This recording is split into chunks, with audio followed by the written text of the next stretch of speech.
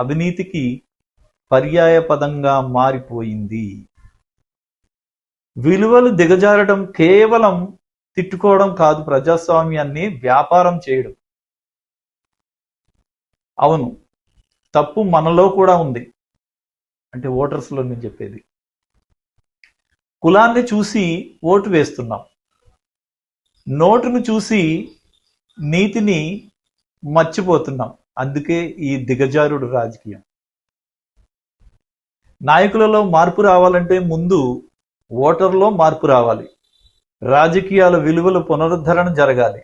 అసెంబ్లీలో వినిపించాల్సింది ప్రజా గొంతు, వ్యక్తిగత దూషణలు కాదు. అందరూ కలిసి ఒక నినాదం చేద్దాం. రాబోయే ఎలక్షన్లో మనము ఒక మంచి నిర్ణయాన్ని తీసుకొని ఇలా బజారు రౌడీల్లా ఉన్నటువంటి ఈ సభ్యుల్ని మనము చట్టసభలు చేయడానికి పంపించకూడదు. ఒక డాక్టర్ వృత్తిలో ఉండి వారు ఏం మాట్లాడుతున్నారంటే, ముందు ముందు మీకు సినిమా చూపిస్తాం, ఇల్లు తగలబెడుతూ, వాళ్ళ ఇల్లు తగలబెడుతూ, వాళ్ళకి ఏదైనా అమర్యాద జరిగింది, లేకపోతే ఏదో దిగజారుడిగా మాట్లాడడం జరిగింది, దానికి వాళ్ళు ఏదో చెప్పుకోవడం కూడా జరిగింది అనుకోండి, పల్లిజీ కూడా చెప్పుకున్నారు.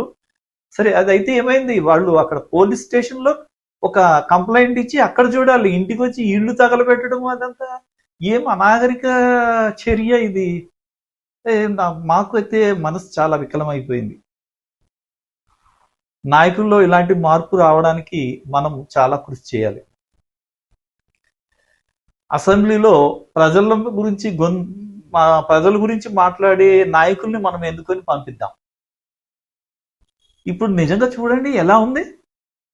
విద్య గవర్నమెంట్ చేయాల్సిన పని లేదు, విద్య లేదు. వైద్యం గవర్నమెంట్ చేయాల్సిన పని, వైద్యం అందదు. ఉద్యోగం రాదు.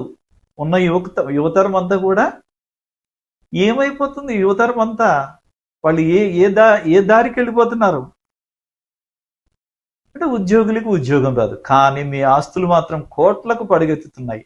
అసెంబ్లీలో చర్చలు జరగాల్సిందే.